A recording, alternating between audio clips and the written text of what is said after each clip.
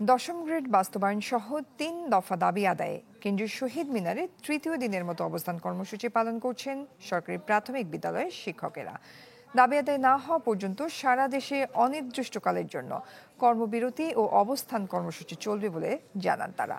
প্রাথমিক শিক্ষক দাবি বাস্তবায়ন পরিষদের আহ্বায়ক মোহাম্মদ মাহবুবুর রহমান জানান, বিকেলে অর্থ সচিব ও প্রাথমিক ও গণশিক্ষা মন্ত্রণালয়ের সচিবের সাথে বৈঠক রয়েছে। সেখান থেকে সুখবরের আশায় প্রাথমিকের প্রায় ৪ লাখ শিক্ষক। তবে প্রজ্ঞাপন ছাড়া বৈঠকে কোনো ধরনের আশ্বাসে কর্মসূচি প্রত্যাহার করা হবে না বলেও সাফ জানান শিক্ষক নেতারা। এছাড়া শিক্ষকদের ওপর হামলার সুষ্ঠু বিচারের দাবি তাদের।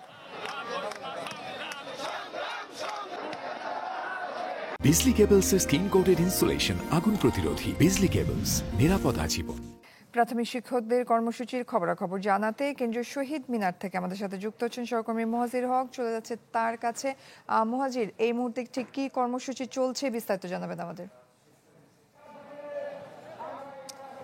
জয়ী, আজ তৃতীয় দিনের মতো এই শিক্ষকরা অবস্থান করছেন এই কেন্দ্রীয় শহীদ মিনারে। আমরা দেখতে পেয়েছি যে আজ সকাল থেকেই তাদের স্লোগানে মুখরিত এই শহীদ মিনার প্রাঙ্গণ, এবং আমরা কিন্তু যেমনটা আপনি জানাচ্ছিলেন যে আজকে তাদের এই অবস্থান, সেই অবস্থানে তারা কিন্তু সাফ জানিয়ে দিচ্ছেন এই শিক্ষকরা যে তাদের দশম গ্রেডটা আসলে লাগবেই, যেভাবেই হোক তারা দশম গ্রেডটা চান। কারণ তাদের যে আসলে বেতন, যেভাবে তারা জীবনযাপন করেন, যে অবস্থায় তারা আসলে থাকেন, সেটা দিয়ে আসলে একজন শিক্ষক বা একজন সাধারণ মানুষের আসলে পরিবার চলতে পারে না। আমরা অনেকের সঙ্গে কথা বলেছি, আমরা অনেকের কাছে জিজ্ঞেস করেছিলাম যে এই দশম গ্রেডটা আসলে তাদের কেন প্রয়োজন। তারা যেটা জানাচ্ছিলেন যে এখন তাদের যে আসলে 13তম গ্রেড, সেখানে তারা 13 থেকে 14,000 টাকা কেউ বেতন পান, এবং এই টাকা দিয়ে তাদের আসলে সংসার চলছেন, এবং সব মিলিয়ে তারা যে ভোগান্তির মধ্যে জীবনযাপন করছে এটা নিয়ে তারা অনেকদিন কথাবার্তা বলে আসছেন, কিন্তু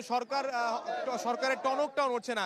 এবং আপনি জানেন যে গত শনিবার তাদের দাবি ছিল, তাদের যে দাবিগুলো ছিল সেই দাবিতে তারা যখন নামে, সেখানে কিন্তু পুলিশের হামলা হয়, এবং সেখান থেকে তারা কিন্তু এটা নিন্দা জানাচ্ছেন এখন, যে এই পুলিশি হামলার নিন্দা জানাতে হবে। তবে দিন শেষে তারা প্রত্যাশা করছেন যে আজকে বিকেলের মধ্যে তারা একটা সুসংবাদ পাবেন, এবং সেখান থেকে তারা হয়তো আজকে তৃতীয় দিনের কর্মসূচি এখানেই শেষ হবে। জয়ী, এই ছিল এখন পর্যন্ত আমার কাছ থেকে সবশেষ তথ্য। মোহাজির, ধন্যবাদ আপনাকে। দর্শক, প্রাথমিকের শিক্ষকদের অবস্থান কর্মসূচি এবং কর্মবিরতি চলছে, বিস্তারিত খবরাখবর জানছিলাম আমরা।